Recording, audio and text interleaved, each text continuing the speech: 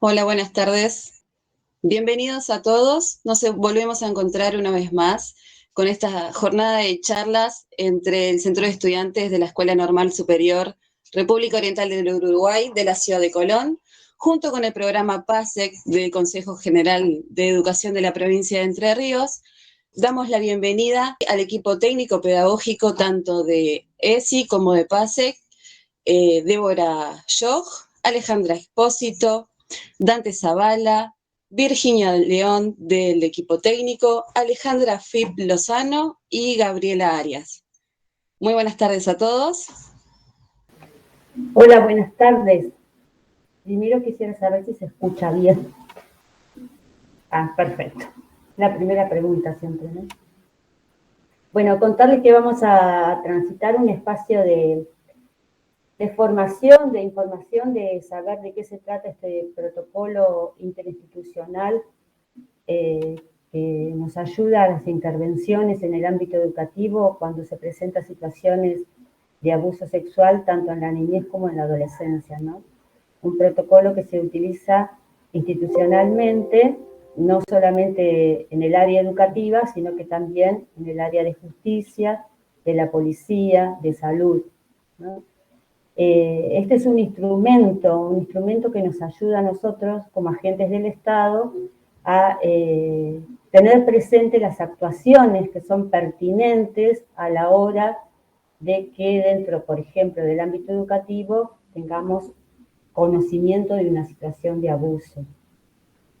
Entonces, lo primero que queríamos compartir con ustedes, si quieren pasamos a la primera placa, es un poco este contexto político interinstitucional en la provincia de Entre Ríos, ¿no? Una de las primeras cuestiones que bien dice acá es que Entre Ríos fue la primera provincia en crear un protocolo de actuación frente a las situaciones de abuso. En aquel momento, en el año 2009, se llamaba Protocolo Institucional de Actuación en caso de abuso sexual infanto-juvenil. Ahora, a medida que van pasando los años, como se va aclarando algunas conceptualizaciones y va cambiando, ¿no? Entonces ahora estamos hablando de un protocolo que sí es interinstitucional porque comprende los organismos que recién yo les había nombrado, que es la policía también, salud, fiscalía, defensoría, educación. Este protocolo lo que nos viene a colaborar con nosotros, por ejemplo, en el ámbito educativo, es cuáles son los pasos que tenemos que seguir específicamente cuando se presentan estas situaciones, ¿no? Es como que se establece como un orden, nos ayuda a establecer un orden de prioridades, que es lo primero que tengo que hacer frente a esta situación aberrante de vulneración de derechos, ¿no? Eso también, tener en cuenta que cuando nosotros nos ponemos en conocimiento de esta situación, también nos comprende y nos pasan cuestiones a nosotros a pesar de ser adultos y entenderlos, pero como somos responsables adultos dentro de la institución educativa, nuestro compromiso y nuestra garantía de derechos para nuestros estudiantes es realizar las pertinentes actuaciones, ¿no? Entonces, en este sentido, este protocolo nos viene a ordenar, es un instrumento, es un documento, es una herramienta que nos viene a ordenar cuáles son los pasos que nosotros tenemos que hacer frente a esta situación. Es importante saber me parece que es importante saber que cuando este instrumento no estaba, cuando no estaba el protocolo de actuación, en el caso educativo de los docentes, por ejemplo, los directivos, nosotros teníamos que ir a la policía a hacer una denuncia. Y cuando nosotros hacíamos la denuncia en la policía, que era el organismo pertinente, nosotros teníamos que tener pruebas de los hechos. Y en realidad, concretamente, nosotros desde el ámbito educativo no tenemos pruebas concretas del hecho. Entonces, me parece que es un instrumento muy, pero muy valioso porque nos da la posibilidad de, aún no teniendo las pruebas ni las certezas, sino por eso hablamos de un informe de sospecha, que esto lo vamos a ir viendo, no tenemos las pruebas ni las certezas, nosotros podemos, y a través de esta institución educativa, de este agente educativo, y a través de la defensoría, y a través de la policía, podemos dar cuenta de esta situación. Y que cada organismo haga la actuación que que le corresponde, ¿no? Y también lo que trae este instrumento es la serenidad que se necesita, ¿no? En estas situaciones, a veces vamos a ver cuándo son situaciones urgentes, entonces se necesita de una actuación que sea, además de pertinente, sea rápida en determinados momentos, ¿no? Entonces este es el instrumento que nos viene a nosotros a organizar frente a esta situación y dar cuenta de la actuación que debemos realizar frente a esta vulneración de derechos. Me parece que también bien dice esta placa, una cuestión importante es que en el año 2018 se establece como ley provincial este protocolo de actuación. Pasa a ser una ley, entonces es de carácter obligatorio su cumplimiento, ¿no? Y estas actuaciones las tenemos que realizar porque somos responsables adultos, como les decía, y somos agentes del Estado. Y en esa situación, como adultos responsables, tenemos que garantizar estas actuaciones. En una primera instancia, entonces, nosotros lo que vamos a compartir, que ahora nuestra compañera Gabriela Arias va a hacer una aclaración que me parece importante de hacer, ¿qué se entiende por abuso sexual en niñas y niños y adolescentes? ¿Qué entendemos? ¿Qué hablamos? ¿Qué decimos cuando decimos abuso sexual contra niños, niñas y adolescentes? Esto también es para tener una claridad de conceptualización, porque bueno, mucho se escucha, mucho se habla, pero es importante como aclarar este concepto. Y en una segunda instancia también Gabriela va a compartir con nosotros cuáles son las consideraciones respecto a los casos de abuso sexual. Entender cuáles son los casos de abuso sexual, cómo se van produciendo, intrafamiliar, extrafamiliar, cuáles son los casos que son relativamente urgentes. Así que en esta primera instancia vamos a aclarar estas dos cuestiones, bien la conceptualización de qué es el abuso sexual contra niños, niñas y adolescentes y cuáles son las consideraciones que hay que tener en cuenta. Para pasar luego a ver entonces, bueno, cuáles son los pasos a seguir nosotros específicamente en el ámbito de la escuela. Así que le paso la palabra a Gabriela. Bien, buenas tardes y bienvenidas a este espacio, la verdad que sumamente interesante para poder conocer y definir, como dijo recién Ale, todo lo que hace al circuito de intervención en las situaciones de abuso sexual en la niñez y en la adolescencia.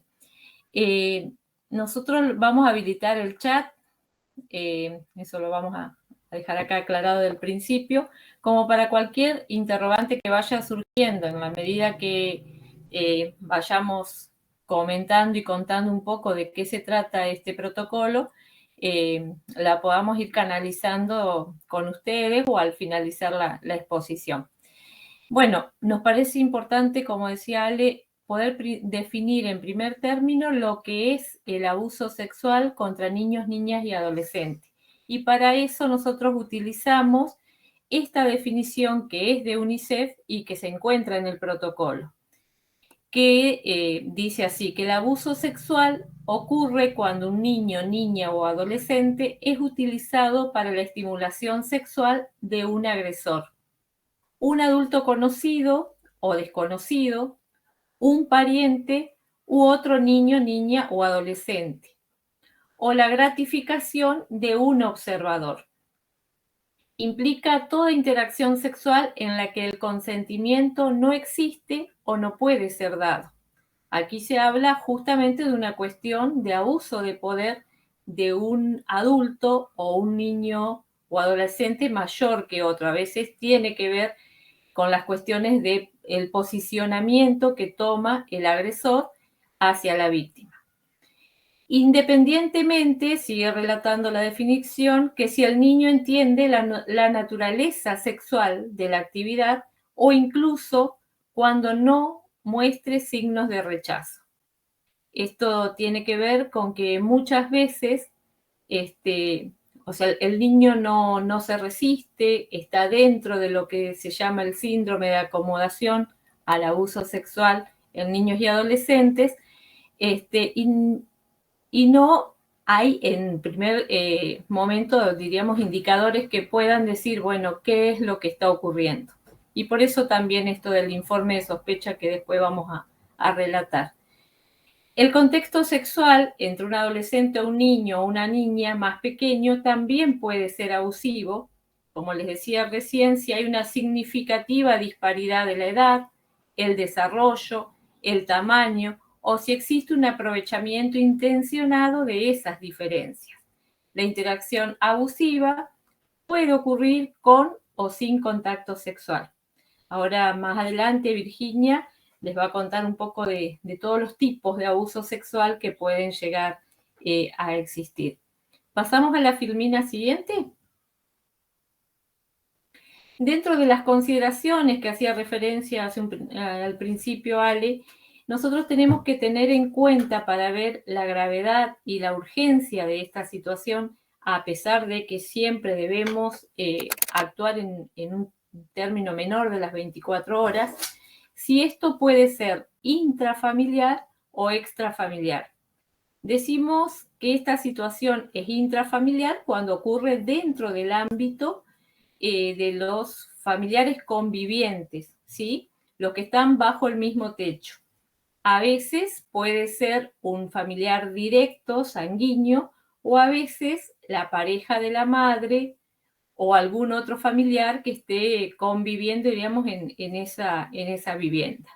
Extrafamiliar, cuando no es conviviente, puede ser un vecino, puede ser un otro familiar que esté viviendo en otro domicilio o en otros ámbitos institucionales que se pueda llegar a dar. Cuando hablamos de esta urgencia y de la gravedad y el riesgo que puede ocurrir un niño en el niño o en el adolescente, también tenemos que tener en cuenta si se da en el ámbito de la convivencia o no con el agresor. Esto, diríamos, potencia la acción que debemos realizar y de protección sobre todo. Sobre todo en las situaciones estas, la mayoría de las veces son develadas en la escuela y por lo tanto es el docente, el directivo, quien está a cargo, quien en forma inmediata debe responder, a veces llamando antes de elaborar este informe de sospecha para que se actúe de forma inmediata y haya una medida de protección hacia los niños, niñas o adolescentes. Por eso debemos tener en cuenta cuando escuchamos el relato cuál es el ámbito de convivencia o no que tiene el niño con el agresor. A esto debemos sumarle la evaluación de la existencia de un adulto responsable, un adulto o una adulta responsable, y que este adulto sea protector. Muchas de las situaciones que se dan al interior de la familia, el niño no cree, no se le cree al niño, me distraje porque se me apoyó el perro acá atrás. Son las cosas de estar en la casa.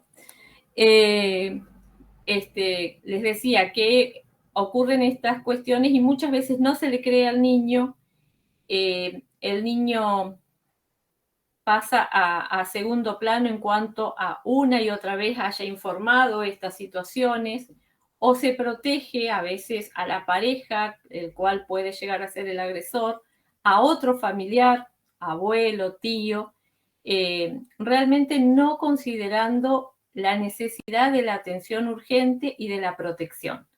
Ante esas situaciones también consideramos que debe actuarse en forma rápida y generar con el organismo de protección, que es el COMNAF, una medida de protección rápida, diríamos, para esta situación. Entonces, también vamos a evaluar cuestiones de gravedad y urgencia para la intervención cuando esta situación de abuso sexual haya sido con agresiones físicas, o sea, que haya rasgos y restos de pruebas que debamos tener en cuenta, o sea, que no la va a tomar directamente la persona ni la escuela, porque, bueno, justamente nosotros desde la escuela lo único que se va a elaborar es el informe de sospecha, pero sí que los otros organismos dentro del protocolo se puedan activar en forma urgente para considerar esas pruebas y para poder tenerlas a la hora del posterior juicio, diríamos, que se va a realizar. Entonces, siempre tener en cuenta la protección integral del niño, niña o adolescente. Y para esto, todas estas consideraciones que van a evaluar y nos van a permitir pensar cuáles son las medidas más rápidas que debamos tomar en función de esta protección. Bueno, buenas tardes a todos y a todas. Ahora vamos a hablar un poco del marco legal en el que se da este protocolo de abuso contra las niñeces y adolescencias. Bueno, para comenzar nosotros tenemos que tener presente que nuestra Constitución Nacional incorpora con igual jerarquía la Convención de los Derechos del Niño de Naciones Unidas. En esta convención se plasma una serie de derechos, obviamente, propiamente dichos, y deberes de los estados nacionales con respecto a las niñeces y adolescencia. Teniendo siempre en claro que se desprende de ahí lo que es el interés, capaz que alguna vez lo escucharon, el interés superior del niño, que es lo que tanto se tiende a preservar, ese interés que es como una palabra, una frase que hay que darle un contenido, que es el interés superior de ese niño, niña, adolescente. Todas las normativas, todos los procedimientos, todos los procesos deben respetar ese interés superior del niño, tanto sea en el modo de interpretar las normas, que no sean restrictivas para el ejercicio de sus derechos, como al momento de escuchar a esa persona, porque tenemos que tener en claro que estamos hablando de sujetos de derecho, no como en otro paradigma anterior que tratábamos a las niñeces y a las adolescencias como si fueran un objeto de derecho. Hoy estamos hablando de sujetos que tienen derecho, que se pueden expresar y tienen derecho a ser oídos. A nivel nacional tenemos la ley 26.061, que es la ley de protección integral hacia las niñeces y adolescencias, y a nivel provincial tenemos la 9.861, que es parecida a la 26.061 y que es la que crea en nuestra provincia el sistema de protección, lo organiza al sistema de protección de las niñeces y adolescencias. Por un lado tenemos el órgano administrativo, que es el COPNAF, y por otro lado un organismo dentro de la justicia, que son las defensorías. La ley 26.061, al igual que la 9.861 provincial, nos va a decir que toda persona que tome conocimiento de malos tratos, de situaciones que atenten contra la integridad psíquica, física, sexual o moral de un niño, niño o adolescente o cualquier otra violación a sus derechos, debe comunicar a la autoridad local de aplicación de la presente ley. La autoridad local de aplicación de la presente ley, en nuestro caso, va a ser el COPNAF. Entonces, de esa normativa específica de la ley de protección, vamos a tener esa norma que nos va a obligar a las personas que tomemos conocimiento de estos hechos a hacer una comunicación, no denuncia, una comunicación a la autoridad local. La ley 26.485 es la ley de protección integral hacia las mujeres y hacia sus hijos, hijas, hijes, que también contiene una cláusula con respecto a la obligación de cuando una persona toma conocimiento de cualquier violación a los derechos de las mujeres y o violencia, debe también poner en conocimiento a la policía. Se hace una denuncia, acá sí habla denuncia a la policía o a un organismo judicial. Y obviamente, como yo les dije, esta ley no solamente protege a las mujeres, sino también a sus hijos, hijas, hijes. En el Código Penal nosotros vamos a tener un título específico sobre los delitos contra la integridad sexual, en el cual se encuentra el delito de abuso sexual. No es necesario que ustedes se sepan esto de memoria, pero es para que más o menos tengan una idea, porque como dijo mi compañera anteriormente, la trascendencia de la escuela, la importancia de la escuela es el acompañamiento a ese estudiante y el realizarle el informe de sospecha. Entonces no tienen por qué saber qué calificación le va a dar la justicia, ni qué tipo de delito y si es agravado o no es agravado. Si tiene alguna connotación de índole sexual, podría ser un delito de abuso sexual o no podría serlo, se hace el informe de sospecha. El abuso sexual se clasifica en simple, que es cuando se comete contra cualquier persona menor de 13 años, lo perpetra un mayor de edad, en su mayoría de los casos. Después vamos a ver que sí pueden haber menores que cometan este hecho. Cuando son mayores a esa edad, va a haber abuso sexual simple cuando media violencia, amenaza, abuso coactivo, intimidatorio de una relación de dependencia, de autoridad, de poder, o aprovechándose de que la víctima, por cualquier causa, no haya podido consentir libremente esa acción. O sea, cuando no me dio consentimiento. ¿Por qué? Porque se supone que las personas menores de 13 años no se encuentran en condiciones de dar un consentimiento válido para tener una relación sexual o realizar actos sexuales. Y las mayores de edad se supone que hay un consentimiento, salvo que me dé violencia, amenaza, abuso.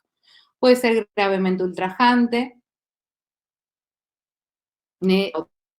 otra que es por la perduración de la acción, quién estuvo de testigo, la situación en lo que ocurrió los hechos, o con acceso carnal, que acceso carnal no significa solamente acceso vaginal, sino que puede ser anal, y también puede ser que se introduzca cualquier parte del cuerpo u objeto también en la boca. La promoción o facilitación a la prostitución es otro tipo de delito. El ciberacoso, que esto fue incorporado últimamente, que es cuando a través de comunicaciones electrónicas, telecomunicaciones o cualquier otra tecnología de transmisión de datos se conecta a una persona menor de edad con el propósito de cometer, siempre obviamente una persona adulta, con el propósito de cometer cualquier delito contra la integridad sexual. Después tenemos otro tipo de delito contra la integridad sexual, que es la difusión de imágenes y espectáculos pornográficos, que bueno, eso acá en Entre Ríos ha habido mucha investigación con respecto al mismo y se han detectado varias, generalmente funcionan como bandas, como grupos de personas que realizan este tipo de delitos. No ya como el abuso sexual simple o el con acceso carnal y gravemente ultrajante. La nota de color es que viene a dar en este último tiempo las leyes, es que los delitos contra la integridad sexual, más que nada los abusos sexuales, son delitos de instancia privada. ¿Esto qué significa? Que solamente se va a abrir la investigación penal si la víctima hace la denuncia. Esto se modifica con la ley 27.455 cuando las víctimas son menores de edad o tengan alguna incapacidad. El Código Penal autoriza a que cualquier persona que tome conocimiento de un hecho de abuso contra una niñez o adolescencia, una persona incapacitada, a hacer la denuncia. Les remarco denuncia porque es denuncia penal, no informe de sospecha. Pero bueno, entonces nuestro protocolo es anterior y el protocolo habla de informe de sospecha para proteger a los trabajadores y a las trabajadoras del Estado al momento de no tener que enfrentar una denuncia que la podrían hacer porque están habilitados por el Código Penal, sino que con la obligación, con el deber de hacer el informe de sospecha es suficiente y alcanza, como lo vamos a ver más adelante. Y después se modifica el tema de la prescripción en estos delitos. Antes teníamos la ley Piazza que decía que los delitos empezaban cuando ocurrían contra las infancias, contra las niñeces, contra las adolescencias, no se denunciaban y obviamente como todo delito, cualquier delito prescribe, que siempre vamos a tener en cuenta la duración de la pena para ver cuándo va a prescribir. Como las familias no denunciaban, los chicos obviamente no podían ir a denunciar, ni ninguna persona que tomara conocimiento se le podía tomar la denuncia porque no era la víctima. Entonces prescribían, quedaban sin resolver. Esa persona, con todo el daño y el laburo subjetivo que tiene que hacer esa víctima de abuso sexual en su infancia, que no puedo encontrar justicia. Se modifica ese tema de la prescripción, al principio con la ley Piazza, que dice que a partir de los 18 años se empieza a computar la prescripción, y luego con la ley de Cunha, se denomina así la ley, de respeto del tiempo de las víctimas, establece que el periodo de prescripción se va a suspender mientras la víctima sea menor de edad y hasta que, habiendo cumplido la mayoría de edad, formule por sí la denuncia o ratifique la formulada por sus representantes legales durante la minoría de edad. Esto en pocas palabras, ¿qué quiere decir? Que si yo sufrí un abuso siendo niña, ni mis representantes legales, que son mis padres, denunciaron, ni yo pude denunciar porque era menor de edad y no me van a tomar la denuncia, y hoy con mis 38 años quiero hacer la denuncia, podría hacerla y se me toma la denuncia y se podría investigar. Eso es el gran cambio que se hizo en materia de delitos contra la integridad sexual en las infancias, las niñeces y adolescencias, es el momento de computar la prescripción. Entonces, desde el momento que yo hago la denuncia, siendo ya una adulta, empieza a computar la prescripción.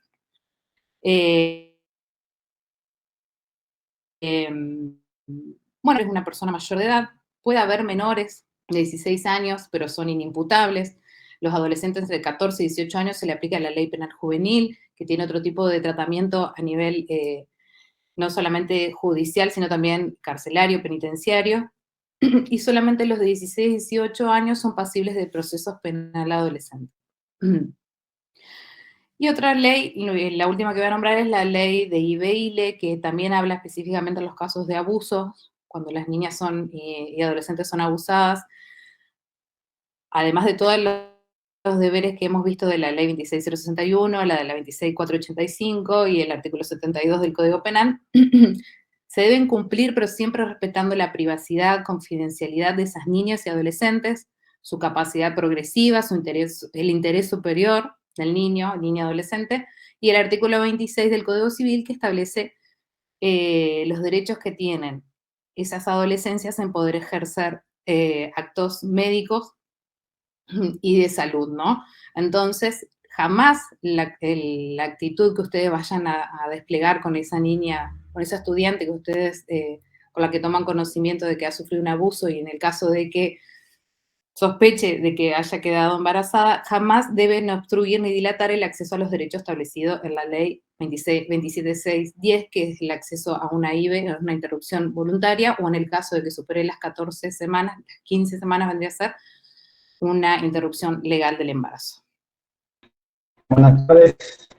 Bueno, como mencionábamos al principio, que Alejandra mencionaba algunos antecedentes con respecto a la trayectoria que ha tenido el protocolo, retomamos lo que tiene que ver con la creación del observatorio, que es un observatorio interinstitucional, como dice la Filmina, de seguimiento de aplicación de ese protocolo. Es un poco largo el nombre, pero lo amerita porque justamente es, digamos, un ente interinstitucional, intersectorial, que hace el seguimiento de cómo va funcionando, digamos, y cómo va aplicándose este protocolo. Bueno, existe desde la sanción como ley de este protocolo en el año 2018. Bueno, dentro de los objetivos de este observatorio, básicamente es poder realizar un registro estadístico, digamos, de las situaciones de abuso sexual en la niñez y adolescencia de la provincia y elaborar un informe anual, digamos, que dé cuenta digamos, de la actualidad, digamos, de la problemática en la provincia, como así también, como decía, de la aplicación del protocolo. En este caso, en lo que tiene que ver con educación, les paso a compartir que en este momento estamos, actualmente ahora en la última filmina le vamos a compartir el correo del observatorio para que lo tengan en cuenta. Tenemos un nuevo correo que tiene básicamente dos funciones. Lo vamos a ir viendo ahora con el desarrollo de la jornada, pero básicamente el observatorio, en lo que tiene que ver con educación, porque está conformado por diferentes actores, como mencionaba al principio también Alejandra, como así el protocolo es interinstitucional, el observatorio también. Pero lo que tiene que ver con educación, nosotros en este caso, por un lado, desde el observatorio, recepcionamos los informes de sospecha que realizan las instituciones educativas cuando toman conocimiento de las situaciones de presunto abuso sexual. Ese informe ya vamos a ver la estructura y demás. Bueno, una vez recepcionados estos informes, nosotros hacemos una sistematización, digamos, de esos informes en base al departamento, en base al género, en base a la edad y en base a lo que tiene que ver con la continuidad, digamos, de la trayectoria de estos niños y de estas niñas, digamos, en las instituciones educativas. Yo no sé si... Discúlpenme, pero voy a apagar mi cámara porque a mí se me traba mi imagen. A ver si me funciona mejor, porque estoy congelado. Bueno, me cortan si no se escucha. Se te Como escucha bien, decía, García. bien, yo quedo congelado acá en mi computadora. Bueno, como decía, con respecto a la toma de conocimiento en relación a las presunciones de abuso, retomando un poco lo que decía Virgi, es una presunción lo que nosotros tenemos. Nosotros no somos justicia, es decir, no tenemos que saber si es verdad, si es mentira. Por eso me parece súper importante también lo que trajo Alejandra de cómo se trabajaban estas situaciones en el ámbito educativo antes del 2009, es decir, antes de la existencia del protocolo, que teníamos que ir a la policía y tener pruebas de esa situación de abuso. Bueno, ahora estamos en otro contexto, en otro escenario, que nos permite justamente nosotros tomamos conocimiento, como ven en la filmina, puede ser en la mayoría de las veces, lo que tiene que ver con el ámbito educativo, en la mayoría de las veces tiene que ver con un relato del niño, de la niña, del adolescente, con un adulto referente de la escuela que tiene confianza. Muchas veces sinceramente sucede por ejemplo, en secundaria con tutores, no necesariamente siempre es el mismo referente, pero o después de clases o talleres de ESI, en donde se trabajan temas con el tema de la intimidad, el cuidado del cuerpo, la salud, los diferentes ejes de la ESI que son potencialidades muy grandes para que los niños, las niñas, los adolescentes encuentren herramientas para poder también contar situaciones de vulneración de derechos que atraviesan. Bueno, como digo, puede ser a través del relato de un niño, una niña o adolescente, algún adulto de la escuela, o también, como suele suceder, por algún adulto o algún familiar que comenta, digamos, a un docente o al equipo directivo de la escuela que el niño le contó o que se enteró de alguna manera que atravesó una situación de presunto abuso sexual. Lo que tenemos que tener en claro, que es muy importante en este sentido, es que sea o la manera, sea cual fuera la manera en la que nosotros tomamos conocimiento de esta presunción de abuso, tenemos que realizar de igual manera el informe de sospecha. No importa, repito, si es a través de un adulto o si es a través del niño. Ahora más adelante vamos a ver algunas cuestiones que generan duda a la hora de la toma de conocimiento, de cómo preguntar, si volver a preguntar, eh, por esta idea de revictimización y demás. Eso es muy interesante, vamos a trabajarlo más adelante con Débora. Pero bueno, sea cual fuera la manera en que nosotros tomamos conocimiento, realizamos el informe de sospecha y simultáneamente, como le indica el protocolo, ese informe de sospecha se eleva a la Defensoría en turno y al observatorio, que ahora le vamos a compartir el correo nuevo institucional. Simultáneamente a esos dos lugares. No se hace el informe de sospecha y por poner un ejemplo que por ahí nos ha sucedido, ese informe de sospecha no se tiene que llevar de supervisión a la dirección departamental de escuela en papel y que pase por la departamental de escuela y que la departamental de escuela lo eleve recién ahí a defensoría o hacer el informe de sospecha y que transite por diferentes lugares. No. El informe de sospecha se realiza y se eleva simultáneamente a la Defensoría en turno y al Observatorio de Abuso del Consejo General de Educación. Eso es lo que respecta a nosotros en el ámbito educativo. Después, bueno, como decía Virginia, Defensoría accionará digamos, sus canales institucionales y son ellos quienes determinan de hacer la denuncia o no. Nosotros informamos a través de este informe de sospecha justamente. Bueno, no sé si he sido claro. Cualquier duda con respecto a este canal institucional, con respecto al informe de sospecha, lo van volcando en el chat y lo vamos a retomar más adelante. Gracias, Dante. Bueno, ahora vamos a tomar específicamente, como dice acá, el circuito de intervención institucional.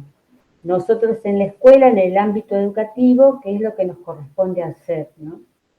Entonces, al tomar conocimiento de un hecho, sea develado por un niño, niña, un adolescente, un adulto, un familiar, inmediatamente nosotros tenemos que avisarle al directivo de la escuela, comunicar el equipo directivo de la institución. Dice, brindar contención, por supuesto, al niño, niña o adolescente, y sin profundizar en la indagación. Entonces, tomamos conocimiento del hecho, por ejemplo, un ejemplo, yo soy docente de una escuela, tomo conocimiento de este hecho, de este presunto abuso sexual hacia este estudiante, y yo lo que tengo que hacer es comunicar al equipo directivo. Y junto con el equipo directivo se elabora el informe de sospecha, que va a ser elevado a la Defensoría y al Observatorio.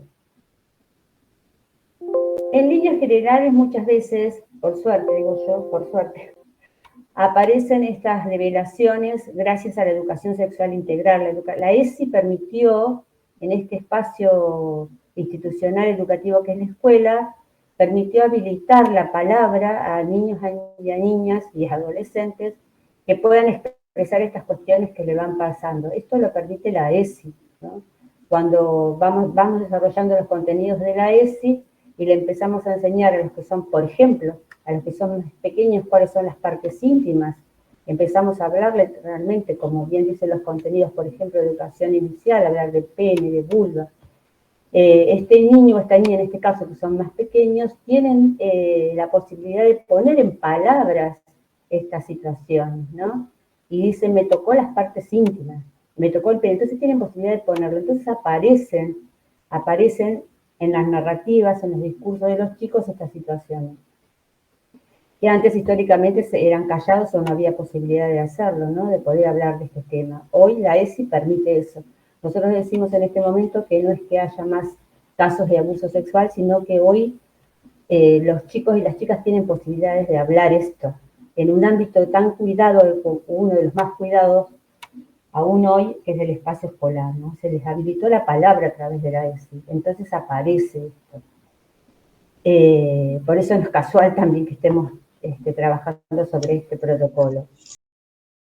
Después hay otra cosa que es importante, que también lo habíamos charlado, si el abuso es intrafamiliar, que pasa hacia el interior de las personas convivientes con este niño, niña y adolescente, entonces, como bien dice, se debe realizar la presentación ante el defensor público de turno, mediante informe de sospecha, completo en un plazo no superior a las 24 horas.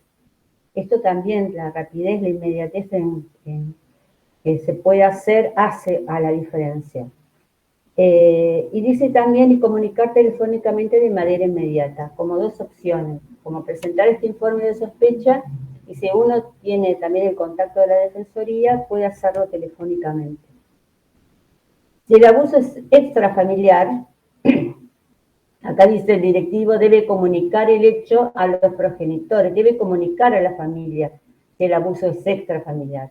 Y estos adultos responsables familia deberían hacer, en este caso sí, la denuncia correspondiente.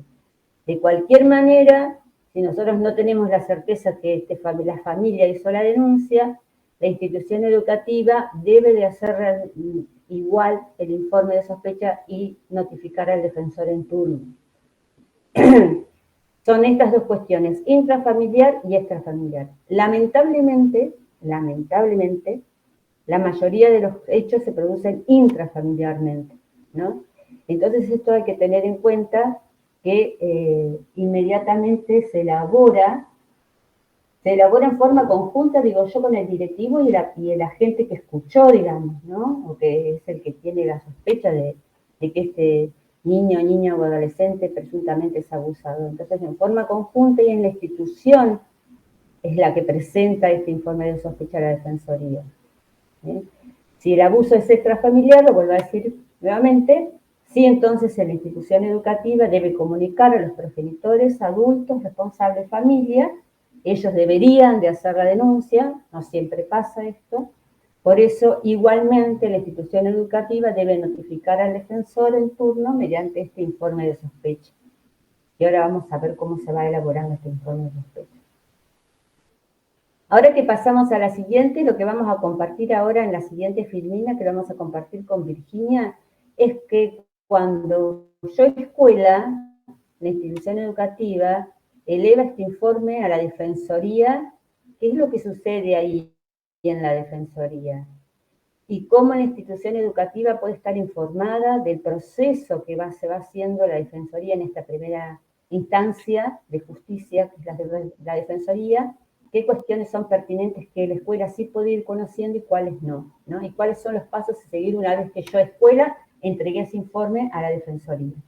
Exactamente, porque por ahí es al ser otro organismo, en el cual por ahí uno tiene como cierto, no miedo, pero sino como, bueno, no sé qué pasó en la justicia, no sé qué estarán haciendo, cómo procederán, pero en líneas generales nosotros ahora le vamos a contar qué sucede una vez que se hace el informe de sospecha.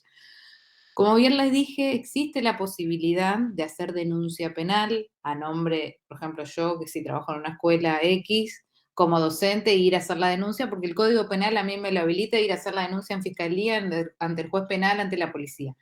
En Entre Ríos, nosotros, para proteger a la persona trabajadora del Estado y para promover también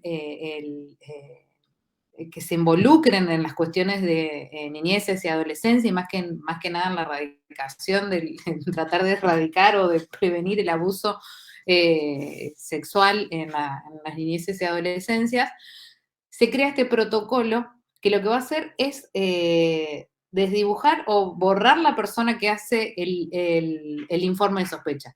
Acá ya no hablamos, en el protocolo no hablamos de denuncia penal, sino de informe de sospecha. Personas que toman conocimiento, que firmaron el protocolo, que forman parte del protocolo, hacen informe de sospecha, no hacen denuncia penal. En nuestro caso, como trabajadoras y trabajadores de educación, una vez que tomo conocimiento, sea como sea, del hecho, puede ser un vecino, una vecina, otro alumno, otra docente, la misma persona que sufrió el abuso, como dijo Alejandra, se van a organizar, siempre lo que recomendamos es que se organicen institucionalmente dentro de la institución, cómo va a ser el mecanismo interno. Una persona va a hacer el informe de sospecha. Generalmente recomendamos que siempre sea el responsable de ese establecimiento educativo, directivo, algún directivo o directiva. Y ese informe de sospecha se eleva a Defensoría, se manda a Defensoría, que es el organismo de protección dentro del sistema de protección de derechos, es la parte judicial que va a proteger a los niños, niñas y adolescentes. Ese defensor o defensora toma el informe de sospecha, mira si es contundente, si el relato tiene todas las premisas como para decir sí, ya es suficiente como para hacer una denuncia, el defensor, la defensora va a hacer la denuncia penal en fiscalía directamente. Baja una escalera y va a fiscalía y hace la denuncia. Entonces el trámite judicial se va a llamar defensor fulanito de tal sobre su denuncia. No va a ocurrir que usted haciendo un informe de sospecha diga el nombre de la directiva o del directivo sobre su denuncia, sino que se caratula con el nombre del defensor que hace la denuncia. Y bueno, sobre su denuncia, porque después el fiscal va a investigar si hubo delito, si no hay delito, y si es delito, qué tipo de delito es. Si el informe de sospecha que ustedes elevan a Defensoría no es contundente, no tiene todos los elementos como para formular o dar sustento a una denuncia penal, sea por lo que sea por un abuso, sea por otro tipo de delito contra la integridad sexual u otro tipo de delito, lo que va a hacer el defensor es juntar pruebas. Entonces puede ser que llamen al directivo de la escuela que hizo el informe de sospecha o a la docente que tomó el primer contacto con la víctima o que tomó el relato de un vecino, vecina o de quien sea. No en calidad de testigo, porque ahí en Defensoría es solamente elementos para hacerla a la denuncia, para poder realizar la denuncia. Puede pedir informe al COMNAF, el defensor decide, sí, mira, no está claro acá que hay abuso o que hay delito, pero voy a dar intervención al COMNAF para que el COMNAF trabaje con la familia. Y bueno, entonces ahí ese informe de sospecha no es que quede ahí, sino que va a trabajar COMNAF con la familia para ver si es, por ejemplo, hay un abuso intrafamiliar, de qué índole, si hay más implicados, si no hay más implicados, bueno, después el COMNAF elevará informe y ahí el defensor hará la correspondiente denuncia. Eso es lo que llamamos diligencias preparatorias. También puede oficiarse el chico o la chica va al club, a una iglesia o a la iglesia donde va, o sea, todo en calidad de diligencias preparatorias.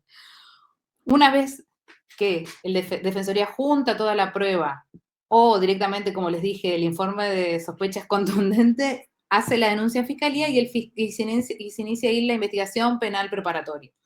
Ahí sí, y ocurre siempre, como el relato de la persona que tomó contacto con ese niño, con esa niña, con ese adolescente, es fundamental al momento del juicio. Entonces van a pasar de ser informantes desdibujada la cara, porque ya ahora van a perder un poco va a tener un rostro la persona, pero va a participar en calidad de testigo, no de denunciante, sino de testigo, dentro del proceso de investigación penal y dentro de si se eleva a juicio, dentro del juicio. Que esto es lo que por ahí genera un poco de temor, pero bueno, el tema esencial y fundamental es la integridad de esa infancia, de esa niñez, de esa adolescencia, y obviamente que también para resguardar a la figura de ese testigo esencial, existen medidas judiciales que ustedes pueden pedir cuando exista un riesgo cierto o inminente de que ustedes puedan sufrir algún daño o puedan sufrir algún tipo de delito por parte de la persona que se está, por parte del victimario o la persona denunciada o procesada, o depende de la situación procesal que tenga. Pero eso obviamente ustedes, si existe algún temor o si le ha sucedido algo, se radica la correspondiente denuncia ante el mismo fiscal que investiga y se piden las medidas en ese contexto de investigación penal preparatoria. Eso es lo que ocurre en Defensoría y yo le explico un poquito más lo que va a ocurrir luego en Fiscalía en el caso de que Defensoría radique la denuncia. Si quieren pasamos a la otra filmina. Bien. Y justamente vamos a explicar un poco lo que es ese informe de sospecha y la necesidad de que pueda ser lo más completo posible porque es el instrumento que activa el protocolo de intervención para estas situaciones de abuso sexual en la niñez y en la adolescencia. Este informe de sospecha, si bien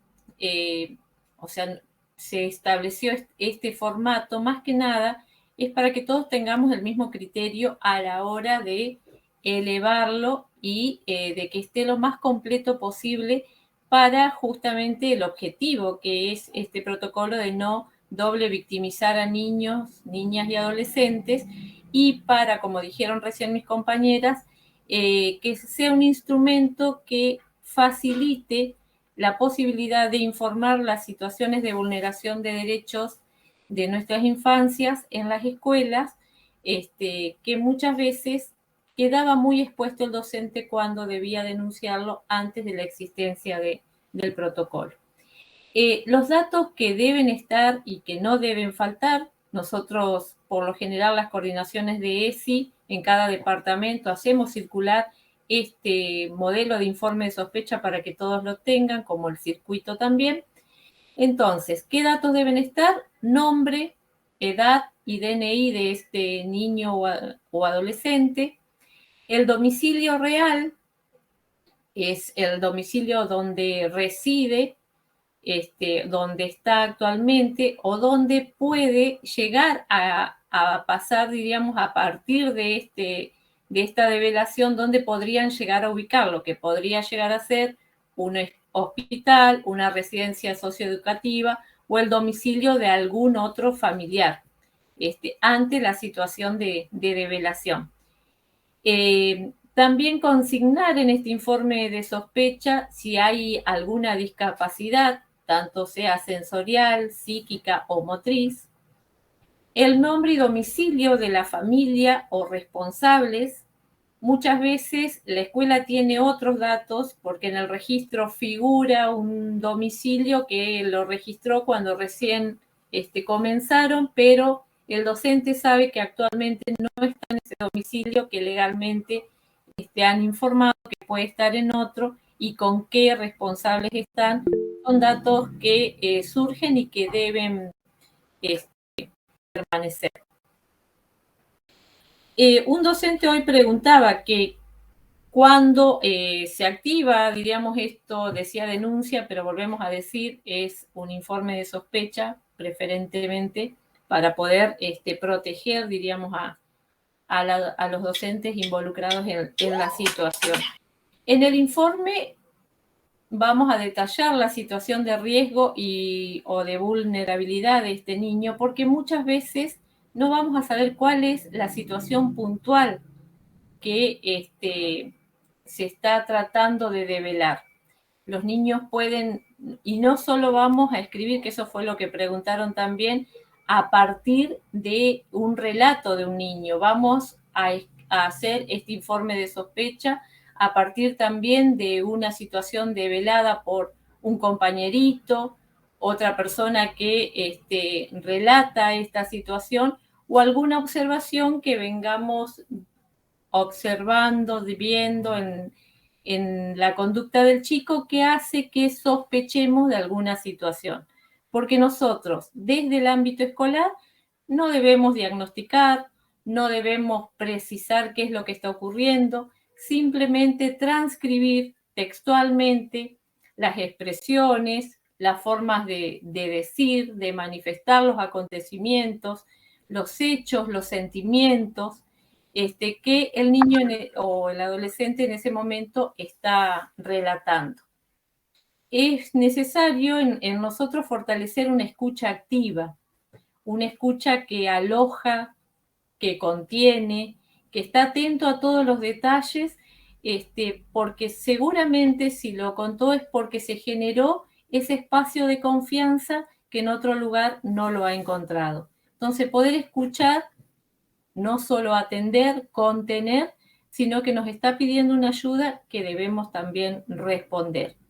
Es importante que cuando un niño comienza a relatar estas cuestiones, o sea, uno dice, bueno, por lo general siempre expresa, lo que me contás queda entre estas paredes. No decir eso porque no lo vamos a cumplir. Realmente decirle lo que me contás me va a ayudar para que juntos busquemos ayuda quizás en otro lugar. Porque si no, después va a sentir la desconfianza, le conté y se lo contó a otro, mira todo lo que pasó, porque bueno, estas situaciones realmente muchas veces, al ser develadas, desorganizan o hasta destruyen los vínculos familiares por esto que les decía hoy al principio, por muchas veces no creer al niño, por ponerlo en la posición de que miente, de que está destruyendo la familia al contar estas situaciones que tanto tiempo viene guardando. En este informe de sospecha nosotros vamos a evitar juicios de valor, vamos a evitar hacer afirmaciones tales como el niño fue abusado o maltratado, sino que, entre comillas, vamos a expresar, como les decía recién, todo lo que textualmente me está diciendo. Es preferible, y como ejemplo ahí ponemos, el niño manifiesta haber sido abusado o el niño manifiesta haber sido maltratado, o al menos que se tenga alguna certeza de la afirmación que se realiza. También vamos a colocar el nombre, si este niño dice quién es el autor presumible de esta situación de riesgo, de esta vulnerabilidad, de maltrato o de abuso sexual. O si hace referencia, o sea, qué parentesco guarda con él. Recuerden que todos estos datos activa el protocolo, activa las medidas de protección que debamos solicitar, o sea, que deba solicitar la Defensoría para este niño o adolescente, y es el elemento fundamental para la investigación. Por lo tanto, todos los datos que ustedes tengan los deben aportar allí. Expresar también si se han realizado otras intervenciones, que esto es fundamental y muy importante, si hay intervenciones de él o de su familia con el CONAF, con el SAIE, con Salud, etc. Y expresar siempre nombre y teléfono de un referente de contacto con el defensor, es decir, el nombre, apellido del director, un celular, a los fines de agilizar otros trámites en casos de dudas o de falta de información necesaria para iniciar la intervención. Estos datos deben estar todo y lo más posible relatados y extensos, como también se pueden adjuntar algunas otras actas de intervención que la escuela haya hecho en relación a esta situación.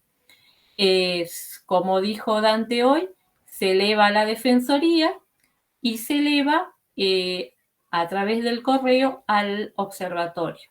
No se eleva a la supervisión, y esto es para activar en forma rápida y espontánea este protocolo y para proteger y no doble victimizar que circule esta información por todos los ámbitos del sistema educativo. Hay una pregunta en el chat, no sé si la quieren responder ahora.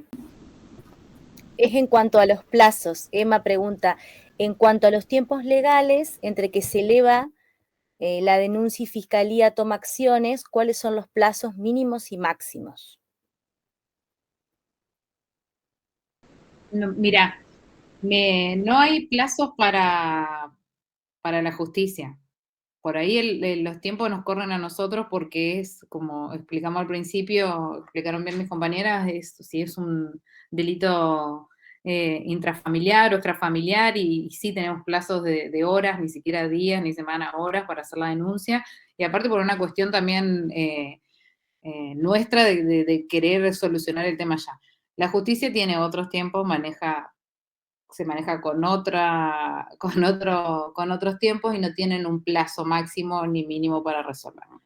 Obviamente que todas estas consideraciones, que si es extrafamiliar o intrafamiliar, si hubo acceso carnal, si no hubo, se tienen en cuenta para tomar medidas de protección inmediatas, que sí, cuando, por ejemplo, es un caso intrafamiliar con acceso carnal y tenemos a la estudiante embarazada, se toman las medidas inmediatamente. Es lo que debería ser, tomarse medidas inmediatamente, como por ejemplo exclusión del hogar, prohibición de acercamiento, pero no es que se va a resolver el juicio en 2 semanas.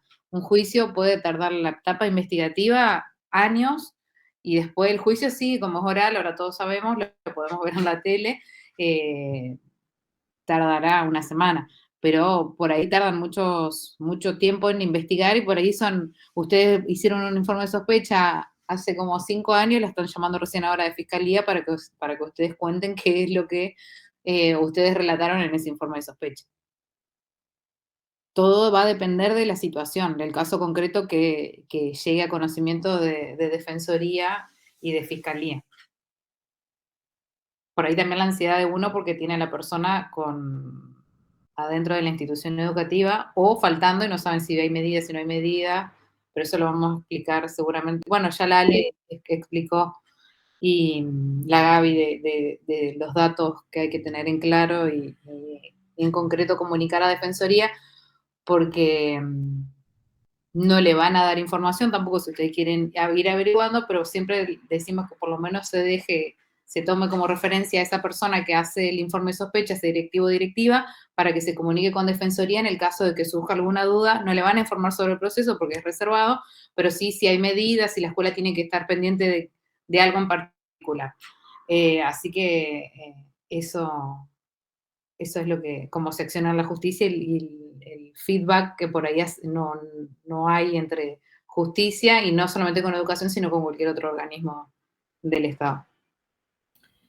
Hago otro aporte por ahí en las situaciones concretas que van surgiendo en la escuela. Bueno, el docente más que nada, porque nos viven preguntando esto, si es intrafamiliar, si hay medidas de protección o de prohibición de acercamiento de alguno de los familiares. O sea, esto es una pregunta que con frecuencia hace la escuela en relación a qué acciones debería tomar para seguir protegiendo a ese alumno. Entonces, como decía Virginia, una de las posibilidades es comunicarse con la Defensoría o con el CONAF para saber si hay alguna medida de restricción de alguno de los familiares involucrados en la situación, de manera de seguir garantizando y protegiendo, digamos, a la víctima. Bueno, buenas tardes. Espero que esté respondida esta pregunta. Yo sumo a esto también el trabajo que hace PASEC y por qué el protocolo también está en el marco, no solamente de la coordinación de la ESI, sino también en el paraguas, decimos nosotros, del trabajo que hace PASEC, porque hoy decía Dante, hablaba de los registros de estos informes que llegan al mail y se registra pertinentemente. No solamente es un dato cuantitativo, sino que también ese registro que se hace del informe se trabaja con nuestros referentes provinciales y pertinentemente con los referentes departamentales, ir acompañando a la institución educativa en esto que decía hoy Vir, de ir pensando y revisando qué es lo que podemos hacer con ese niño mientras se toma una medida en lo legal, mientras COPNAF evalúa y demás, en el caso de que siga asistiendo a la institución educativa, de qué forma podemos garantizar ese espacio, brindando protección, cuidado, siempre en el marco que nos compete como escuela, ¿no? No saliéndonos de nuestros límites de actuación. Bueno, y en este mismo marco, y en referencia a lo que venían aportando mis compañeras, bueno, nos toca pensar en relación a este protocolo que, como bien decían hoy las chicas, tiene la intervención de múltiples organismos y nos tiene a todos como actores responsables de ser garantes de derechos. Si pensamos en el escenario de la escuela, ¿qué posibilidades tenemos, no? Hoy Gaby explicaba pertinentemente cómo hacer el informe de sospecha y demás. Ese informe de sospecha, y también Gaby decía, que el relato de los niños aparece, y no es azarosamente, aparece en el escenario de la escuela, aparece en el vínculo con el docente, ese vínculo que es fundante, no solamente fundante de la educación como traslado de información, ¿no? Entre uno y otro, de contenido curricular, decimos nosotros, sino en la construcción de subjetividad, ¿no? En el sentido más amplio de la palabra. En ese lazo afectivo fundante es donde aparece el relato. Y aparece el relato y no es azaroso, y hoy Gaby lo traía, porque hay un lazo afectivo que así lo permite, que no solamente tiene que ver con la escucha, sino que además tiene que ver con el resguardo de eso que se escuchó. Por eso es que el trabajo que PASEC hace en el posterior, ¿no? En lo que nosotros llamamos posvención, tiene que ver con ir acompañando a la institución educativa, al docente y, por supuesto, también al alumno con lo que trasladó, ¿no? Con lo que contó. Porque no es gratuito para el docente el haber escuchado un relato de abuso. Es como que, así como el niño se siente interpelado y implosionado, y es un enorme movimiento el poder contar, también para el docente es un enorme movimiento poder escuchar, ¿no? Y acompañar posteriormente eso que se escuchó. Entonces, ¿cuál es la herramienta más importante que nosotros tenemos en el ámbito educativo para poder hacer frente a esto? La herramienta de la escucha. Pero no solamente la herramienta de la escucha, sino que esta herramienta de la escucha enmarcada, ¿no? Haciendo pie, como decía recién, en este lazo pedagógico fundante, en este lazo afectivo fundante. Y la escucha empática es una escucha activa. ¿Esto qué es lo que quiere decir? Es una escucha que facilita la circulación de la palabra, es una escucha que tiene un tiempo donde el otro se dispone a poner el oído, donde se frena todo lo que se está haciendo y se protege el espacio de esa escucha. Esa escucha debe ser amorosa y atenta. Nosotros decimos que la escucha debe ser, además de todo esto que dije recién, pertinente y a tiempo, ¿no? Pertinente en el sentido de que el niño debe recepcionar de ese adulto que eligió la contención y el afecto que necesita. Y por otro lado debe ser a tiempo, porque tiene que ser cuando el niño lo necesita. Así que hay que frenar todo lo que se está haciendo. Si es ahora te quiero contar, seño, es ahora. No después, en el recreo, mañana me decís, o en otro momento. Es ahora. Así que en ese sentido, la escucha empática tiene que ver con esto, ¿no? Con que los tiempos de la escucha también los va manejando el otro, que se siente en una situación de mayor vulnerabilidad y, por supuesto, de necesidad. tiene que ver con la intención profunda y responsable de atender y de entender, ¿no? Decimos nosotros el sentido de eso que es enunciado. Y en este sentido, decimos de entender y de atender, porque tengo que poder pensarlo en el contexto de vida del otro, ¿no? Y hoy decía Gaby, sin generar prejuicios, sin hacer ningún tipo de acotaciones frente a eso que el otro está relatando, ¿no? Construir a partir de allí, en función de esto que se escuchó, un problema posible de ir acompañando en el espacio compartido. Y esto es, bueno, también lo enunciaba Gaby, yo voy a tomar esto que me decís, lo voy a proteger, voy a valorarlo porque es de una enorme valentía lo que estás relatando, pero también voy a compartirlo para que otros también te puedan ayudar.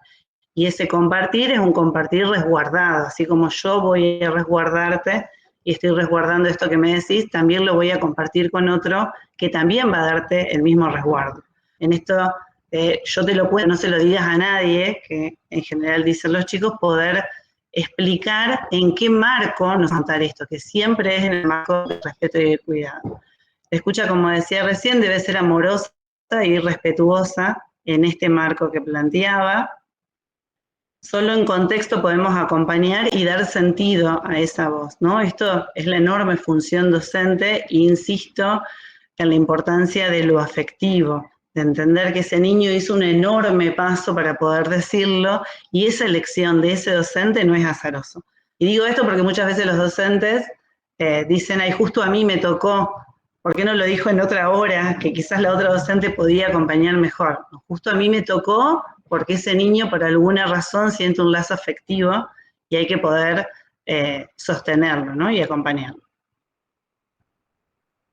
Escuchar entendiendo que es un derecho, y esto es fundante, alzar la voz, y es una responsabilidad dar lugar a esa palabra. Esto es importantísimo, tenerlo, yo digo, tatuado, ¿no? Es un derecho alzar la voz, pero es un derecho para todos, es un derecho para los niños y también para los docentes poder decir, esto es lo que escuché, necesito a alguien que me pueda acompañar en el marco del resguardo y del respeto. Y también es una responsabilidad, no solamente esa palabra, trasladarlo en un informe de sospecha, como bien decían hoy las chicas, sino después, en el posterior, ¿no? ¿Qué es lo que me queda a mí, a ese niño, en el contexto de la escuela? ¿Cómo hago para acompañarlo, para brindarle escucha? Siempre en contexto pedagógico, ¿no? Por supuesto que no vamos a hacer terapia, ni mucho menos ahí, pero sí ir acompañándonos. Y en este sentido, pensarnos en trama, no pensarnos solos. No es necesario que el compañero que esté al lado sepa exactamente qué fue lo que escuché, el compañero docente, digo, pero sí que me pueda dar una mano en esto de me siento avasallado porque acabo de escuchar una situación enorme, acabo de escuchar una situación que me interpeló, una situación de abuso. No es necesario decir ni de quién se trata, ni qué fue lo que se escuchó, ¿sí? Pero sí hacer trama con el otro para poder sentirme contenido y acompañado. Y el otro ser respetuoso de eso que me están trasladando. No es necesario decir, bueno, pero ¿qué alumno te lo dijo? Y ya se lo dijiste a la directora, pero ¿y qué te dijo la directora? Y todo eso tiene un circuito dentro de la institución que tiene que estar ordenado. El docente se lo traslada al directivo y conjuntamente hacen el por un lado. Pero por otro lado, en la contención de lo escuchado, ser respetuosos de que el otro pueda reservar eso que aconteció, pero sí poder acompañar en la emocionalidad, que es lo que le va a permitir después a ese mismo docente esperar a ese niño al otro día en la institución escolar. Bueno, y en esto de poder escuchar, nos pasa mucho a las compañeras que estamos formando parte del equipo de protocolo, que venimos diciendo una y otra vez insistentemente la misma cosa sobre el informe, sobre la importancia de alzar la voz, de poder escuchar ese relato, que ese relato sea ordenado y demás. A mí me pasa con mi parte que siempre me la voy como cuestionando a la medida que voy trasladando. me voy cuestionando qué otra cosa más puedo agregar a esto de la importancia del escenario escolar, la escucha pertinente y a tiempo, qué es escucha activa, cómo hago para ir brindando cuidado, contención y demás. Y en ese mismo marco, de la parte que me toca a mí, que tiene que ver con la escucha del relato, ¿no? Cómo poder ayudar a la función docente para que ese relato, como bien decía Gaby, sea un relato ordenado y que necesitamos trasladar de esa manera para dar resguardo. Y hoy hablaba Virgi de que cuanto más completo esté ese informe, entonces mejor va a ser para el defensor entender la gravedad de la situación y por supuesto tomar una decisión pertinente y a tiempo. Entonces pensaba en cómo hacer para profundizar esa escucha y ordenar ese relato, ¿no? Y ahí hice como un punteíto para ordenar algunas ideas y que no se me pasen de algo que siempre digo pero que no estaba nunca escrito. Y me pareció importante poder dejarlo plasmado. Y hacer primero como una diferencia entre revictimizar y preguntar, ¿no? Diferenciar entre revictimizar y preguntar. Muchas veces escuchamos esto, ¿no? De revictimizar, no hay que revictimizar, no hay que preguntar porque revictimizamos. Entonces, me pregunté a mí misma qué es revictimizar, ¿no? Y revictimizar es reactualizar la situación de abuso, ¿no? Que tiene que ver en la etimología de la palabra con el recordar, con el volver a pasar por ese recuerdo, con toda la carga emocional que eso implica. Por tanto, revictimizar está vinculado con solicitar nuevamente que ese relato se haga presente, ¿no? Lo escucho a uno y después lo escucha a otro y lo escucha a otro y lo escucha a otro y volví a contarle a otra seña y volví a decirle de vuelta a la otra seña y así. Entonces ahí estamos revictimizando porque estamos reactualizando ese relato. Y por otro lado, revictimizar en relación a la carga emocional también tiene que ver con preguntar sobre los detalles de la situación, pero detalles que no aportan y que no brindan cuidado, ¿no? ¿Y vos cómo te sentiste cuando te tocó? ¿Y te dolió? ¿Y cuándo fue que lo hizo? ¿Y qué hacían los demás cuando pasaba esto? ¿No? Entonces, todo es sacar, ¿y por qué vos no te fuiste cuando te llamó y te dijo, vení, vamos a la pieza? ¿Por qué vos no hiciste otra cosa? Todas esas preguntas revictimizan, ¿no? Y ponen en ese lugar de la culpa y no aportan a la situación. Si uno piensa en esto que traían las chicas hoy, de la importancia de trasladar el relato lo más acabado posible para que el defensor pueda tomar dimensión real de la urgencia y de la edad. Entonces, esto que estoy preguntando tiene que ver con la revictimización. Volvemos a la persona a empujar, la empujamos a ese lugar, la volvemos a esa emoción dolorosa, volvemos a hacer que pase por ahí y no aportamos absolutamente nada, al contrario, la cargamos de culpa y de más dolor y angustia. Pero la revictimización hay que hacer una diferencia a la pregunta, ¿no? A la posibilidad de preguntar. Y ahí yo tengo, porque a nosotros como equipo SEC muchas veces nos llegan las situaciones y también llegan los informes de sospecha al observatorio con lo que se ha escuchado crudamente, sin mucho dato. Por ejemplo, y traigo un ejemplo acotadito, el otro día recibíamos de una docente que escucha de dos compañeras, dos amigas de chica, que le dicen, profe, nosotros escuchamos que fulana está viviendo una situación de abuso. Fulana nos contó. Entonces es docente, y por supuesto no pregunta, porque no hay que preguntar, supuestamente. Ahora vamos a conversar sobre eso. No quiere revictimizar, entonces no pregunta.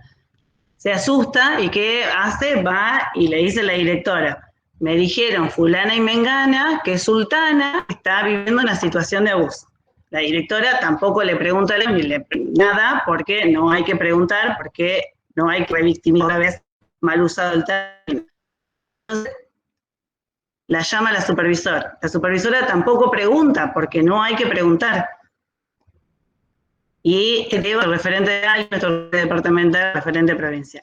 Cuando nos llega a nosotros, a Dardo y a mí esto, nosotros preguntamos, ¿pero qué es una situación de abuso? O sea, ¿qué es lo que está sucediendo? ¿Quién es Sultana? ¿Cuántos años tiene? ¿Cuál es la escuela? ¿Dónde está?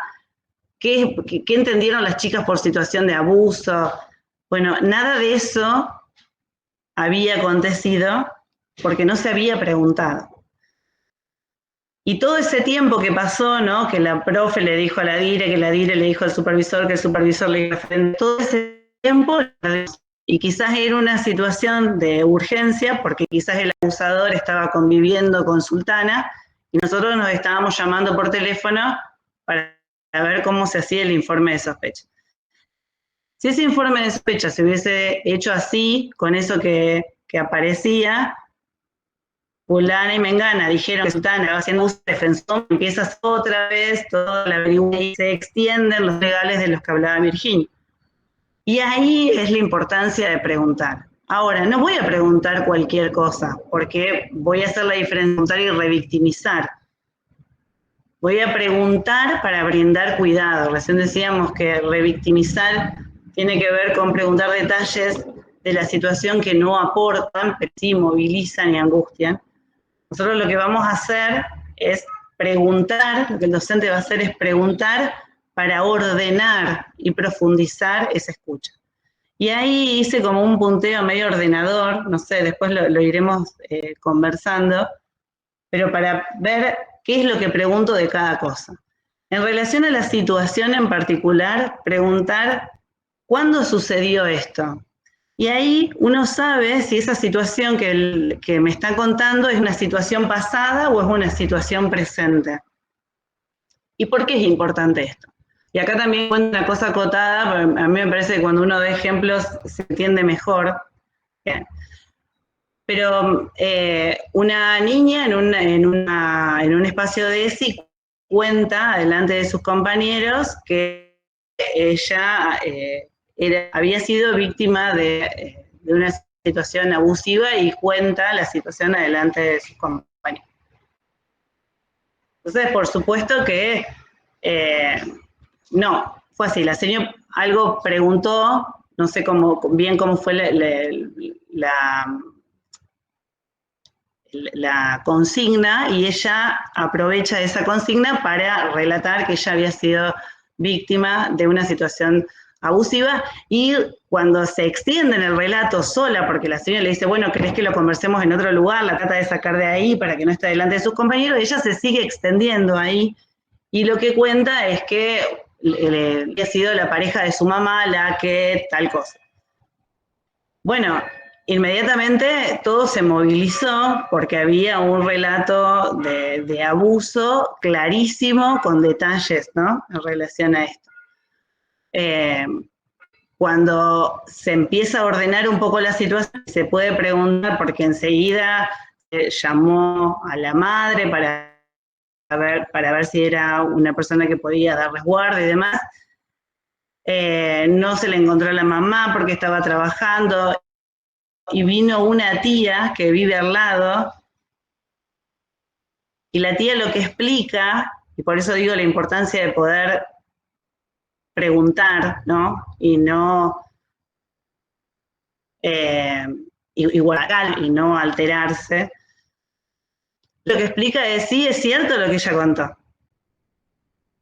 Ella fue víctima de una situación de abuso, de una pareja de su mamá, que no es la pareja actual, que está presa por esa situación de abuso. Eso no ocurrió ahora. La pareja actual de su mamá es una persona que ella le dice, por eso no le dice es la pareja de mi mamá, sino que lo nombra como el papá. O sea, se había generado toda una situación de confusión por no haber preguntado, ¿no? Entonces, esa niña que había contado que en algún momento había sido abusada, por no haber un espacio de repregunta con las señas, se había desordenado la situación y se podría haber generado un enorme caos dentro de familias. Digo, piensa en esa mamá que le llama por teléfono, que le explican, que le dicen que su pareja, que otra nueva pareja está abusando de su hija, que ya fue abusada por otra pareja, que ella ya había hecho la denuncia. Digo, imagínense el caos familiar, cuando en verdad faltó una pregunta ahí. Bueno, ¿y esto cuándo sucedió? ¿no? Por supuesto, en ese contexto que se estaba dando la situación, donde ella contó absolutamente todo ahí delante de sus compañeros, no había lugar para esto, pero sí después la seño tendría que haberla corrido del escenario y haber preguntado esto. Esto es importante, porque puede ser una situación actual o puede ser una situación más vieja. Eso no le quita gravedad, es importante ambas, y ambas ameritan el informe de sospecha. Pero esto es importante para saber con qué celeridad uno tiene que armar ese informe y para que el defensor entienda la gravedad y la pertinencia de una medida tomada a tiempo. Otra pregunta que es, ¿vive en casa? Muchas veces uno imagina cuando los chicos dicen, sí, porque mi papá tal cosa, ¿no? A veces las escuelas no tienen la actualidad de los chicos, de la familia de los chicos. Entonces dicen, el padre es el que dijo mi papá, o sea que es el que vive en la casa. Y resulta que la mamá se había separado de esta persona hacía 15 días y no lo alcanzó a contar en la escuela. Entonces, esta persona a la que te referís, ¿vive en casa? Así yo sé si es intrafamiliar o extrafamiliar, que recién las chicas lo diferenciaron, no me voy a detener ahí. En el caso de que no sea conviviente, también ahí detenernos en urgencia y poder preguntar cada cuánto lo ves. Y ahí uno puede saber si es una urgencia o una emergencia, porque quizás dice, es mi abuelo, por ejemplo, y uno dice, pero ¿y vive con vos? No, bueno, listo, no vive con ella, ya está, pasa muchas horas del día con ese abuelo y la madre solamente lo ve, por ejemplo, no sé, a la noche para dormir. Y durante el día, entonces sí, es una situación de urgencia. No es conviviente, pero está mucho tiempo con el abusador. Entonces es una situación de urgencia. Entonces, estas preguntas son clarificadoras de la relevancia de la situación, ¿no? De la gravedad y del tiempo que tenemos para poder resolver y del tiempo que tiene el defensor para poder tomar una decisión pertinente y a tiempo que de resguardo.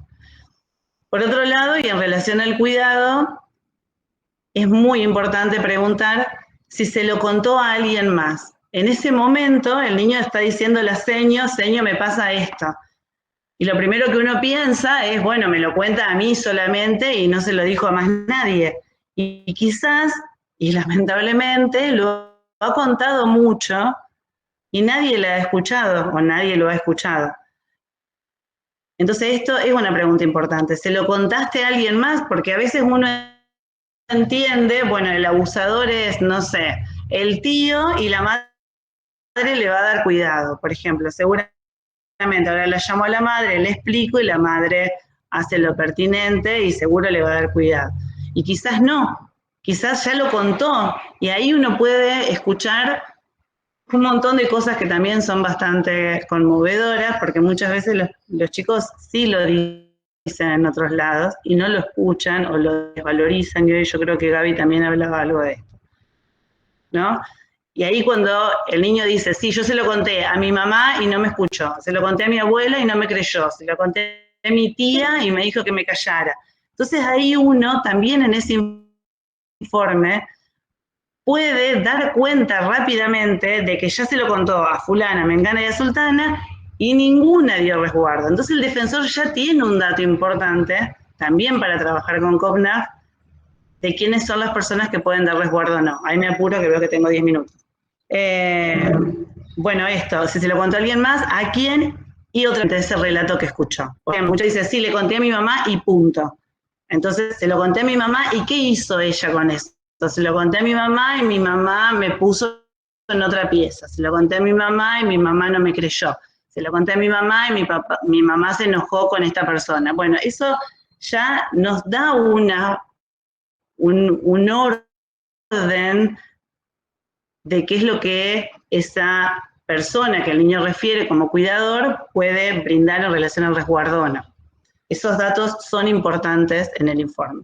Y por otro lado, y como último, en relación a la pregunta, el espacio de pregunta, y en relación a los referentes de resguardo, es una pregunta que para mí es sumamente importante, que tiene que ver con ¿quién sentís que puede ayudarte? y de qué manera, ¿no? Y entonces ahí el niño dice claramente dónde él se va a sentir resguardado.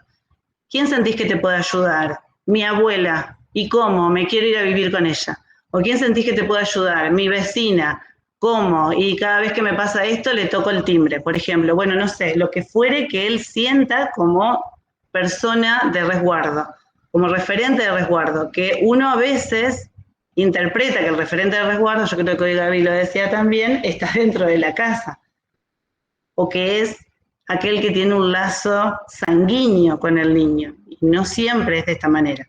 Así que preguntar al niño, antes de suponer sobre la vida del otro, hoy hablábamos de poder pensar en contexto y en el mapa de vida del otro, ¿quién siente que puede ayudarlo, más allá de, por supuesto, ustedes que están escuchando el relato, y de qué manera siente que puede darse esa escucha?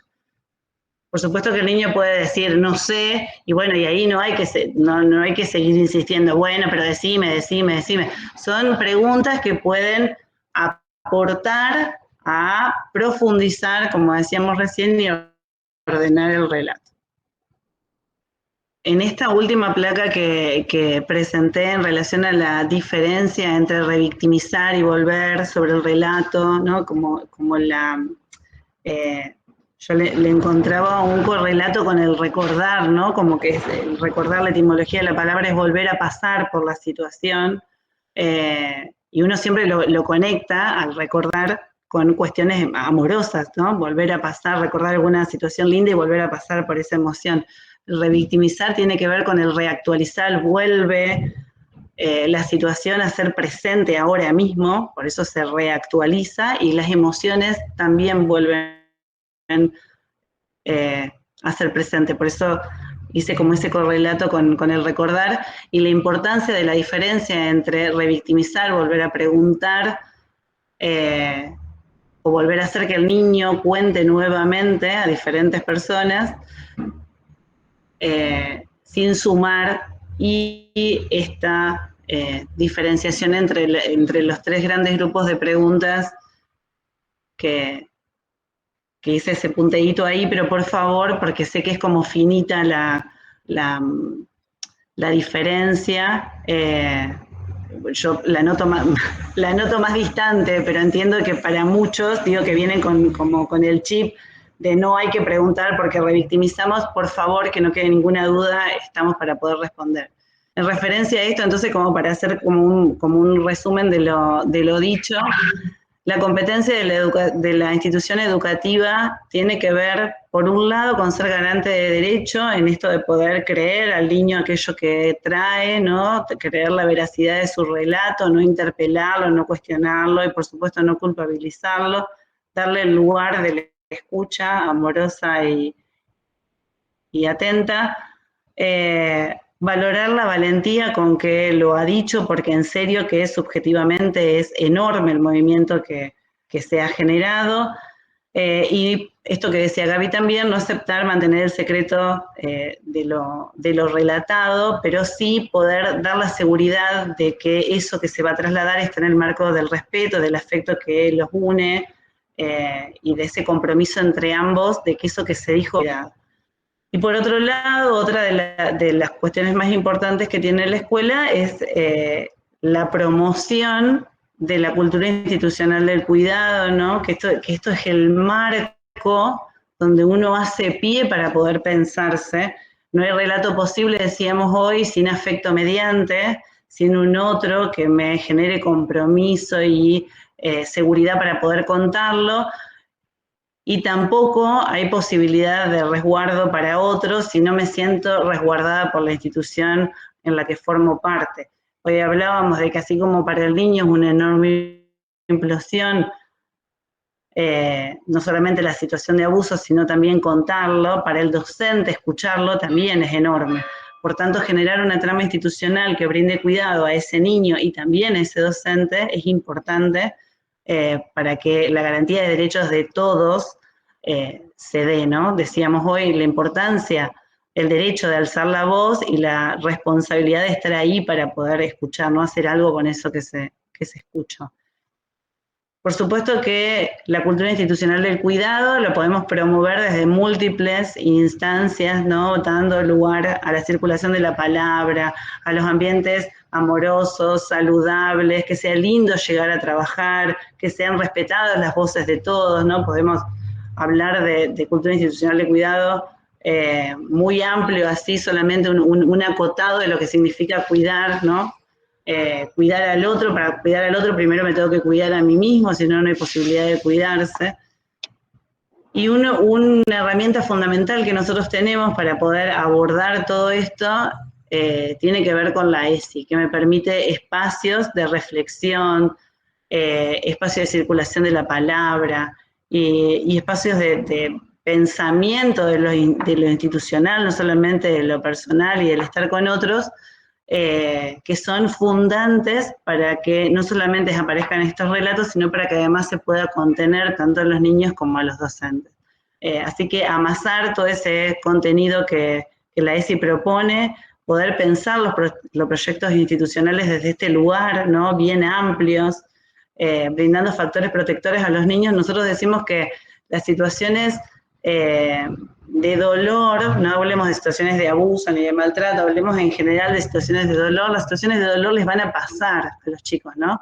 Lo importante es generar en ellos herramientas y estrategias para poder abordarlas, ¿no? Yo digo hacer como colchones donde puedan caer y rebotar y volver a pararse. Y que haya una trama de adultos que puedan contener ese rebote y estar ahí amorosamente.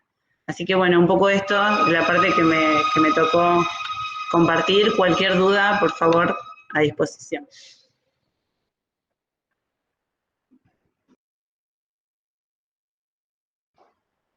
Y ahí los contactos, tanto de la ESI como del observatorio y por supuesto de PASEC.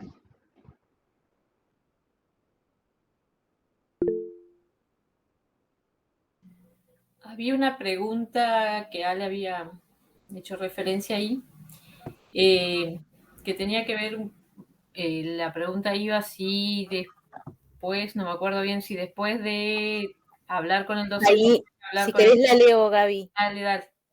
Emil se preguntó, ¿eso que el niño, niña o adolescente cuenta a la docente, si bien va a ser compartido con otras personas que ayudan, ¿no tendrá que repetirlo en dirección? Pregunto por la cuestión de la revictimización, de revictimizar.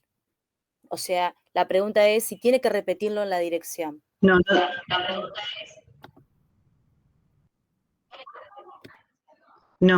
tiene que volver a repetirlo. Con una sola, eso, volver a repetir es volver a actualizar. Ya lo dijo una vez, y eso que dijo nosotros lo vamos a reservar. Por eso ese momento donde aparece el relato es un momento donde, ¿vieron cuando en las películas, yo digo, aparece como una escena romántica y todo lo que pasa alrededor como que tiene como otros tiempos, va más lento, porque la imagen está como centrada en esos dos que están ahí en una situación romántica? Bueno, más o menos lo mismo. Cuando aparece una situación de relato, de un abuso, todo lo demás, lo que acontece alrededor, se tiene que frenar. Y eso es lo más importante. Por eso ahí, en ese momento, es importante estas preguntas cuando el niño no se extiende. Muchas veces los chicos son clarísimos en el relato, la seño solamente escucha y el chico llena el relato de información y no es necesario volver a preguntar.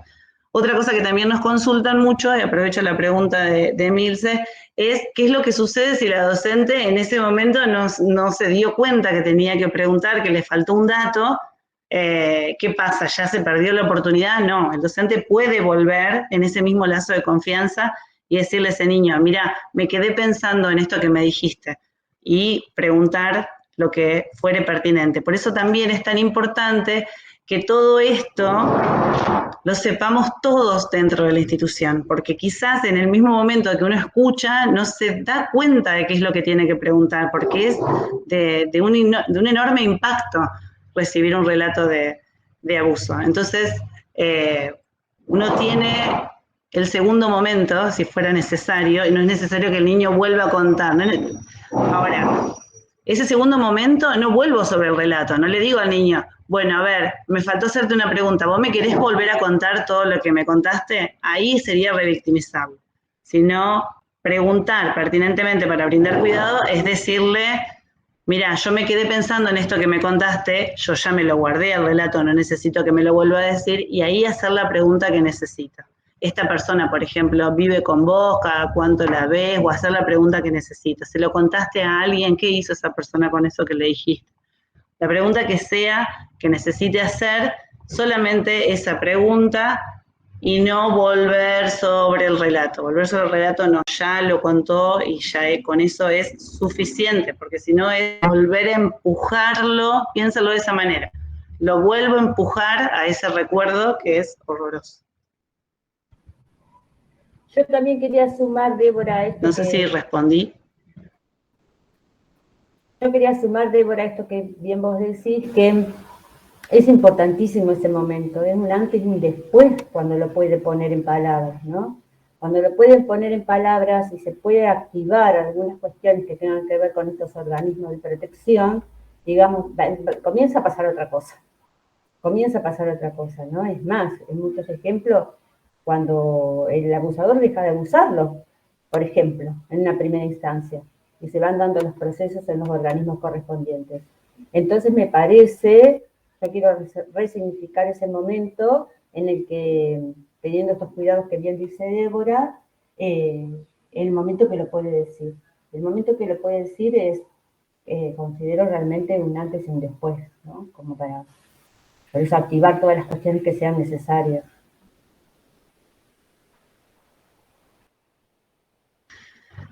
Sí, y yo pensaba, Ale, en esto de... hay una frase que hoy escuché y me quedó como grabada, el desorden genera desorden, escuché, ¿no? El desorden genera más desorden. Y yo pensaba, el orden permite tener más orden también. Entonces digo, en el medio del caos, poder encontrar un orden posible, y para encontrar ese orden, primero lo tengo que haber pensado, ¿no? Que eso es lo que a mí me permite no caer en el caos. Entonces, nosotros en esta instancia, por ejemplo, donde estamos compartiendo todo esto en relación al protocolo, el informe de sospecha y demás, estamos poniendo sobre la mesa estas situaciones que van a acontecer, que acontecen en el escenario escolar. Cada uno pensará, y también es un camino que hace la ESI, cada uno pensará esto cómo me interpela, esto cómo me atraviesa, yo desde mi lugar, cómo creo que voy a poder hacer frente a esto, cómo hago para acompañar el proceso del otro sin obturarlo. Siempre en el marco de la escuela no pretende ser de vuelta un espacio terapéutico, ni mucho menos, pero digo, el proceso del otro. Entonces, esto que dice Ale, entender que es un momento sumamente simbólico para el niño, ¿no? Es un antes y un después, es un momento bisagra, y para eso estar preparados. Y esa es nuestra responsabilidad como adultos, prepararme para eso. Leer lo que tenga que leer, hablar con quien tenga que hablar, repensar lo que tenga que repensar, pero estar preparado por si me llega a tocar en algún momento en mi carrera docente, acompañar, escuchar y contener un relato de abuso.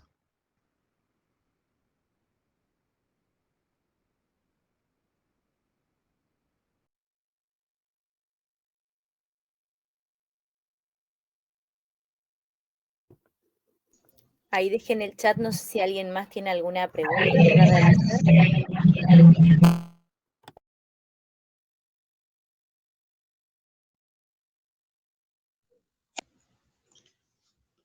Hola, muy esclarecedor todo, la verdad. Muchas gracias. Teníamos muchas dudas y la verdad que hoy pudimos despejar bastante. Rescato esto de los avances, ¿no?, que se hicieron.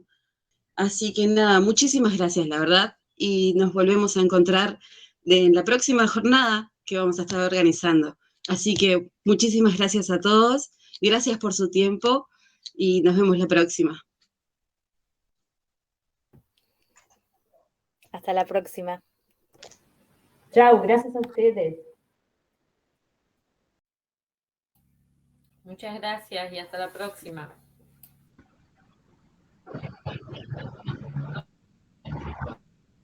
Gracias por el espacio. Gracias a todos.